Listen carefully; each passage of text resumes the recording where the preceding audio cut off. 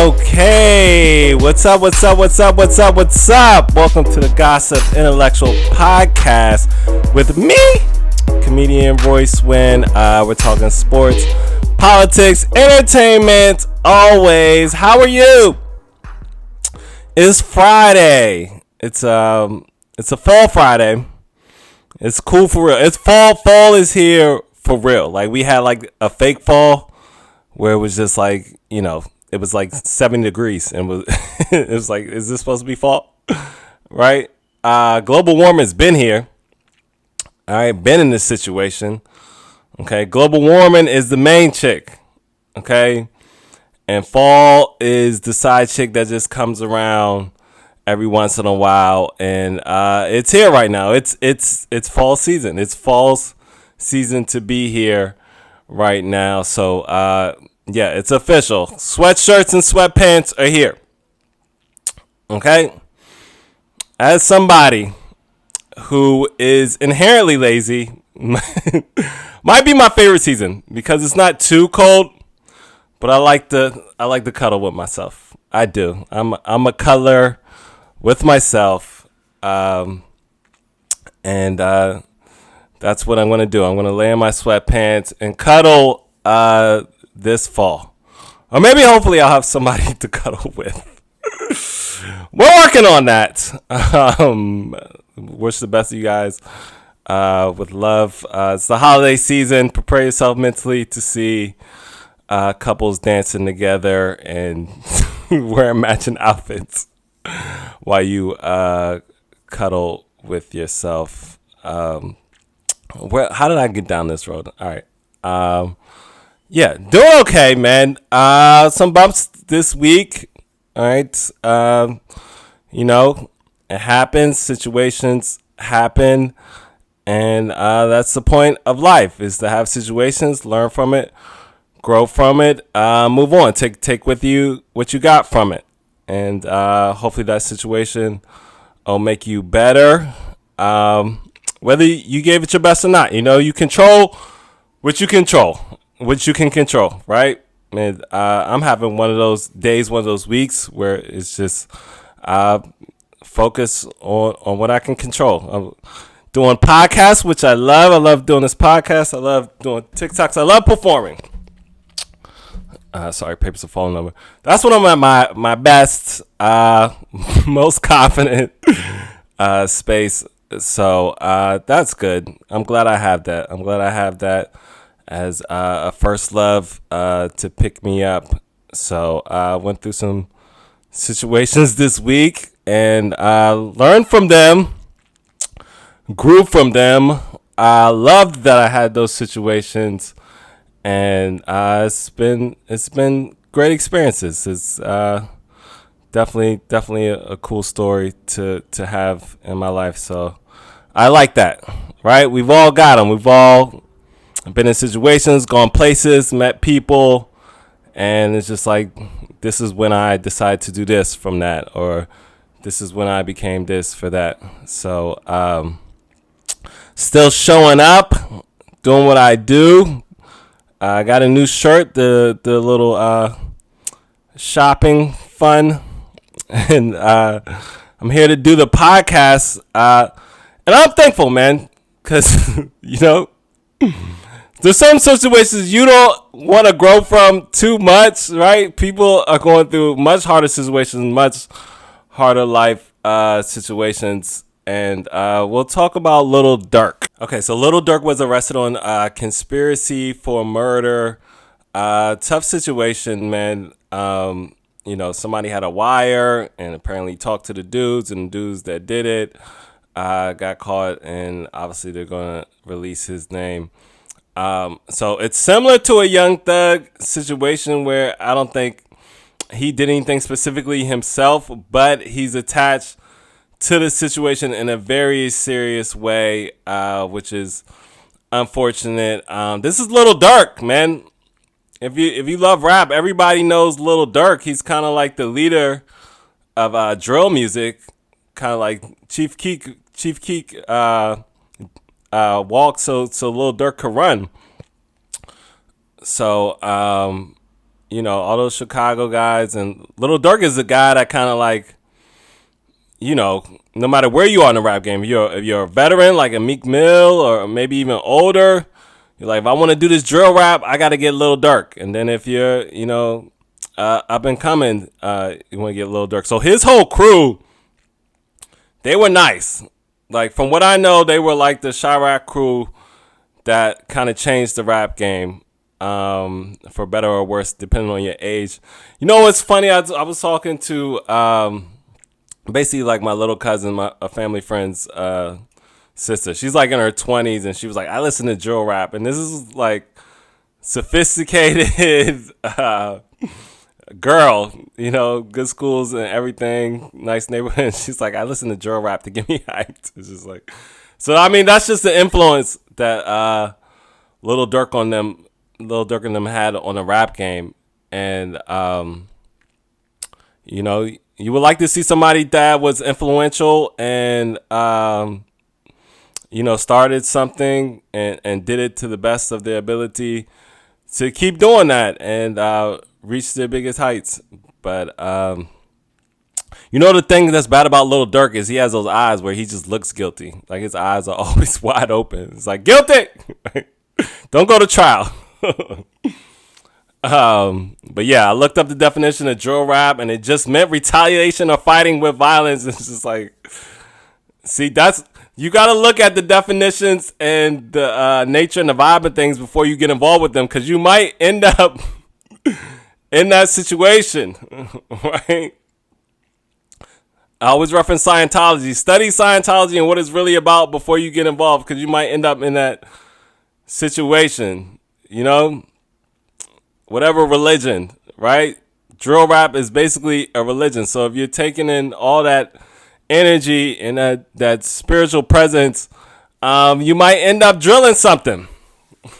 Okay? Now, whatever way you want to describe drill, you're going to drill something. All right? So the drill came around worst time possible, too. The man was about to go to Italy. I love traveling the world, seeing different things. So, that's really, really unfortunate. And his whole record, I think, had been expunged right before this. So it's one of those things where, time caught up to him, and wish him the best. I don't know, maybe do a song about Rico now. Who knows? But best of luck to Lil Durk. So while we're on drill rap and Lil Durk, Young Thug is looking to get a mistrial. It seems like it's been heading this way for a while. Like, it just always seemed like something sloppy was happening. And it was just never news about, Young Thug might be in trouble. It was always like, the people making the case might be in trouble. The people making the case don't have their paperwork together. The people making the case made another mistake. The people making the case have to change judges and have to change lawyers. It's just like, imagine somebody saying, hey, you did this. Well, how you going to prove it? Give me a second. Give me another second. Give me another second. So it's just not looking good for them on a PR standpoint. I mean, Young Thug is beloved, one of the biggest Atlanta rappers ever. And these people don't even have their case together and are failing to make him look bad or incriminate him in any way. So it just looks like Young Thug's been the one who's been wronged. And whether that's true or not, if you're going to bring a case against a beloved rapper, you got to kind of make him unloved, and you're making him more loved. You're making him even better. You're Tupacing him. And he does that type of rap. So you just helping him sell more records. So, I don't know. Was it Fannie Willis? Y'all got to get it together. Because you're looking like a Willis. Okay? Everybody knows the name Willis. Just sounds goofy. Willis. And you don't look very serious. You look like a Willis right now. Because it is the year of like facts and court and just a lot of court and just a lot of celebrities going to court and a lot of lies and who's telling facts. And Trump said 29,000 people came to his visit at McDonald's. You know that's not true. The fact that he had the balls to say that in public to a group of people is crazy. It went viral. Obviously, he went to McDonald's, pretended like he worked at McDonald's for 15 minutes, and had a little joke. I did more than Kamala Harris at McDonald's. I was there for 15 minutes more than her, right? Which also didn't make sense because he said at first that she didn't put McDonald's on her resume. So he admitted that he thought she worked at McDonald's, and now he's saying she didn't work at McDonald's at all. I don't know. He doesn't know. The man is out of his mind. He's Delulu. Delulu. Okay.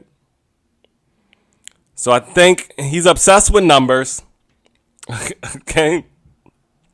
I think he measures his dick like 5 times a day. I believe my dick is growing. My dick is getting bigger. It is. I can just feel it.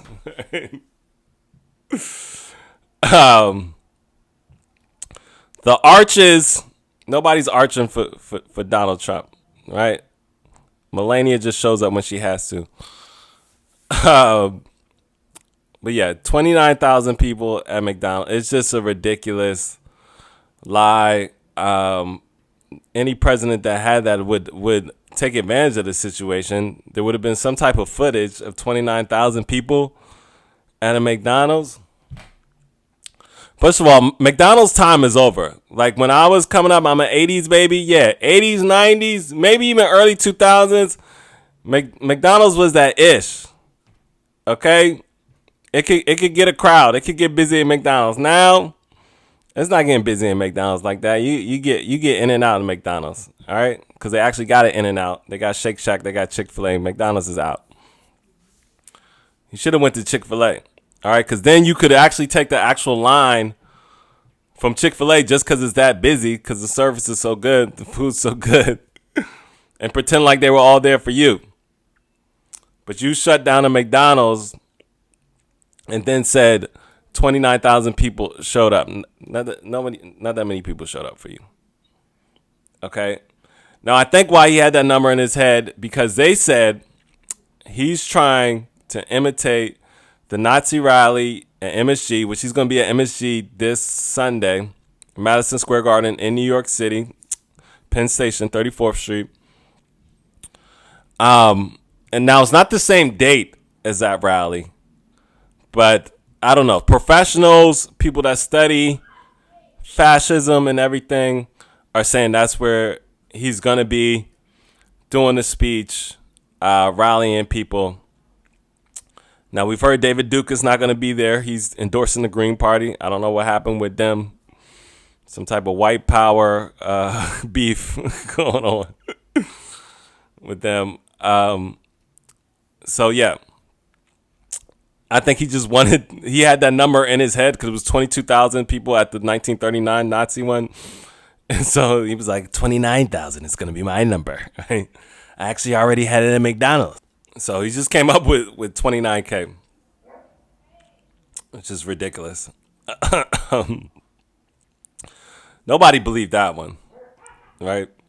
But people always think he's just joking. He's so unserious that nobody takes him serious. But the thing is, he's not an entertainer, you guys. He's running for president. But people want an entertainer as their president. But then they're like, Kamala Harris has too many entertainers at her rallies, but then y'all want an entertainer as your president, a guy that's unserious and does not have any real solutions or politics. He's just playing music and dissing people and making up nicknames. That's an entertainer, y'all. That's a party. Okay? That's not a serious person running for president. So, who knows? Okay, the guy loves McDonald's and he loves numbers, and somehow he came up with the number 29K. I don't know. Maybe like 29-year-olds. I don't know. I talked about it on my TikTok. A bunch of people were making jokes about it. Maybe he just meant the number 29 and just added 1,000 to it because he can't say anything that's real that. That's based in fact. That's actually like the size of what it is, right? He could get like a 3-bedroom house and be like, I had a 3,000 bedroom house. Guys, you wouldn't believe it. 3,000 bedroom. Everything was gold. Everything was beautiful. That's just how he talks. He just talks in big isms, larger isms, Trumpisms. A Trumpism is everything is big. Everything is big. You won't believe it. Everything is so huge. All right. So I don't know. At this point, I'm just like, it's all over. You know, I went through that situation this week. I'm like, why not? Okay. We're at 50-50 with a guy lying about the amount of people come to his McDonald's. What is going on? It's global warming. It's like 30 hurricanes already. Just go for it. Just do whatever you want to do. Okay?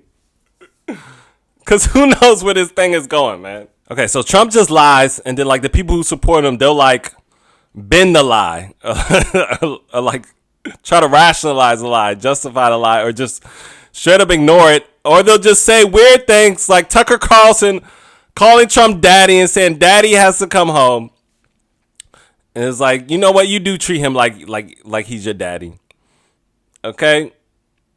Because you don't want to go against him no matter what he says or does. You actually treat him like like a distant daddy. All right? A real daddy you actually disagree with a little bit. Or you try to defy. Or maybe subconsciously compete with and try to be better than. But a dad that's never around, you're always trying to impress. You just want their approval no matter what they do. He's talking about daddies and spanking. I thought it was, why is he spanking the daughter? Why did he spank the girl? Because you want to control women. Because little weirdos like Tucker Carlson, who probably watch anime adult sites into weird into getting spanked, right? You know he hits the weirdo clubs at night with a different type of outfits. Him and JD Vance go out together with matching skirts and do their thing. Nothing wrong with that, but I'm just saying. He acts like he doesn't. He acts like he's so conservative and uptight, but we all know those are the freakiest people. Those are the big weirdos. And it always slips out. Daddy is coming home to spank the girls. What are you talking about? I thought you loved the women. Women love me. Women want to support me. The party of women is talking about spanking women. That doesn't make any sense to me. It's just weird. Okay? You guys are weird. And then you guys get mad when we call you weird. Well, stop talking about eating pets and coming home to spank women and calling the person running for president in your party daddy. And sending about 10 times, dad, daddy, dad. He don't know nothing about being a dad. You think Trump is a real dad? Trump has never showed up as a dad. Okay? Just ridiculous. All right? Those are the hardest relationships. Interpersonal. Okay? I can perform on the mic all day. Can I show up in my relationship, family, friends, lovers? That's when you become a real man. Which Trump is not. Which Tucker Carlson, I'm sure, is not. Everything you do is performative for outsiders that don't know you and barely care about you. Okay, now, so we expect that from Tucker Carlson. We expect Tucker Carlson to act like Trump is daddy. What we don't expect is the Washington Post to act like Trump is daddy. Okay, we expect you to fact check. We expect you to push back. We're depending on you to give us the truth and tell us what's really going on. And Washington Post, for the first time in 36 years, is not endorsing a president. Okay. Now, we should say most of the staff wanted to endorse Kamala Harris, but the guy at the top, Jerry Jones, made a weird decision and said, we're not going to do that. And basically, if you read in between the lines, it's because they're scared of pushback if Trump wins the presidency, because this race is close. Okay. This is closer than a NASCAR race. All right. Inches. You want to talk about inches? Inches. numbers, you want to talk about numbers, it's commas, right? It's between 6 and 7, 7 and 8 is going to decide this rate. So get your drinks and whatever ready, because November 6th through whatever, how many other days this is going to take to end, it's going to be a ride. And the Washington Post is so scared of the results that they're not going to endorse a president. Los Angeles Times also, I think I read that right, is not endorsing a president. This is a legendary election where newspapers, factual newspapers, okay, the ones that we depend on, all right, the most important ones, the ones with the best brand, are scared to endorse a president. It's wild times, baby. So what are we going to do? You're acting like he's daddy. That's what this country is. I can't believe I'm living through this. I mean, everything is unearthed of what this country really is. Everything I was told in school, everything I was taught as a kid about how great this country is, I grow up to find out it's just a bunch of cowards and losers. But somehow we have power. It's weird. And we wonder why nobody follows the rules and cuts corners. And look at where we are at for running for presidency and people that want to stand up to this guy. I mean, do you really want to work for an organization that's scared to do the right thing? I don't know.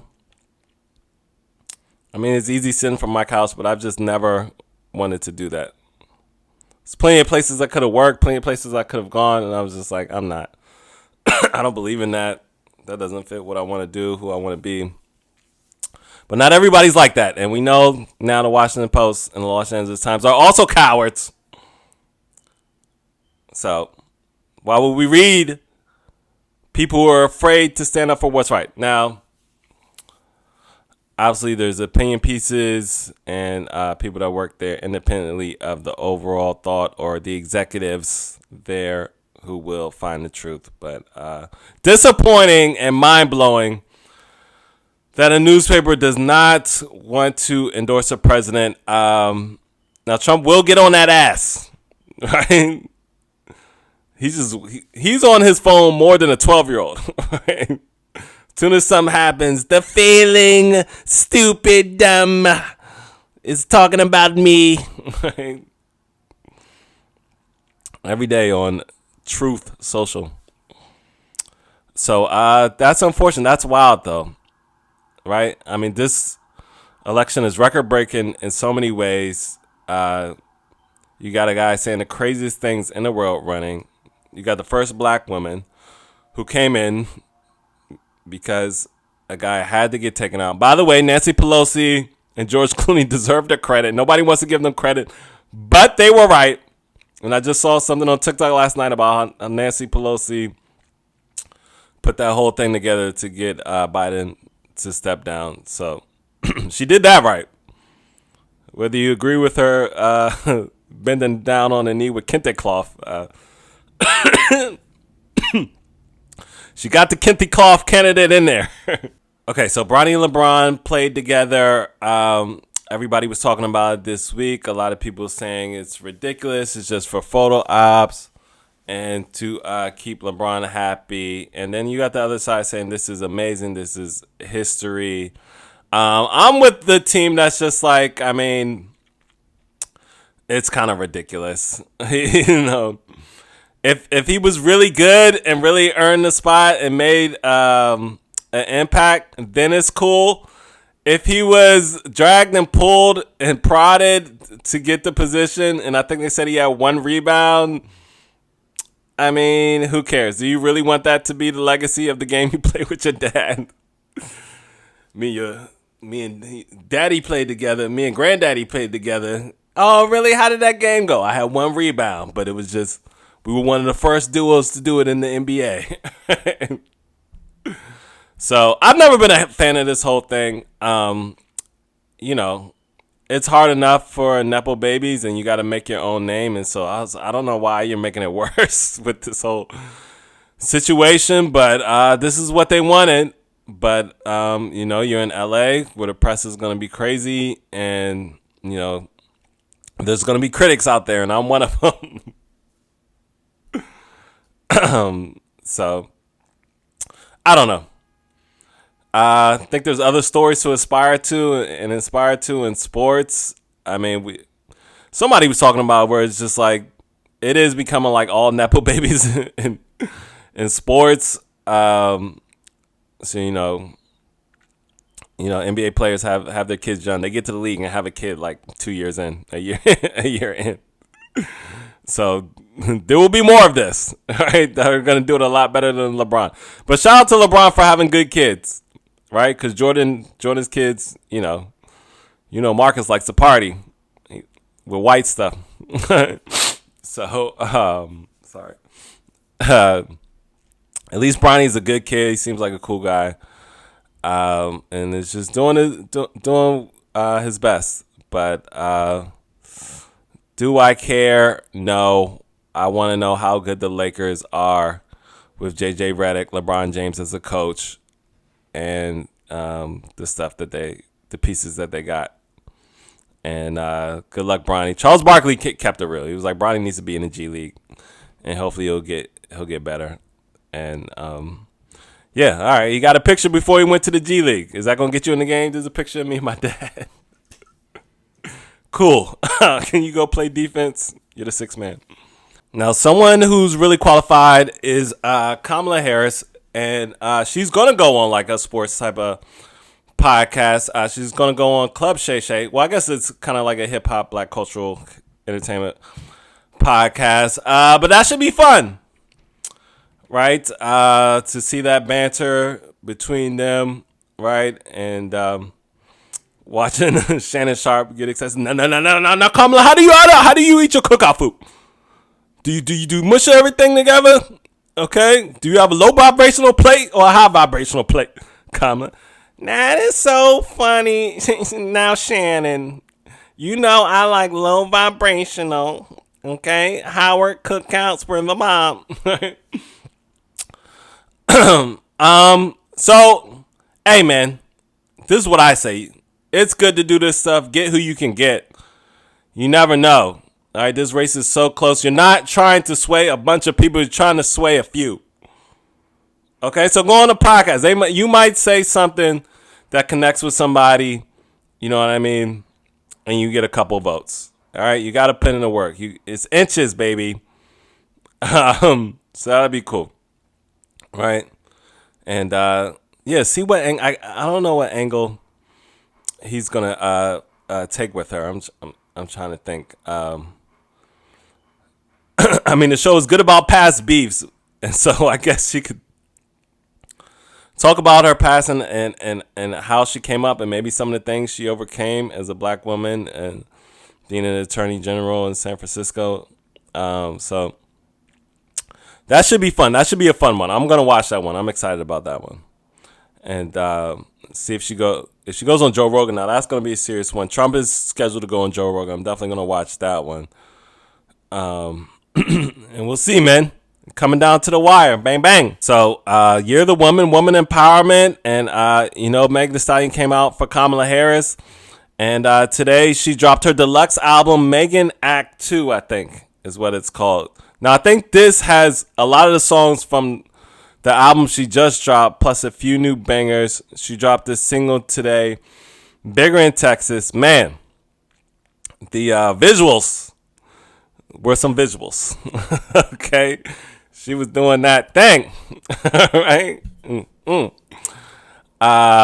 Just a great talent, man. Just dancing, rapping. I like listening to her. She's clever. Like, I like clever lines. I like, people that can ride the beat, and she does it well. I can't fully relate to some of the woman empowerment feminist stuff she's talking about. I'm not a woman. I'm not out in the world. I don't have that type of pressure. I have other types of pressures. But the flyness I could relate to. The braggadociousness I could relate to. The clever lines. I write. I like to come up with clever stuff myself. So really enjoyed her. She's that girl.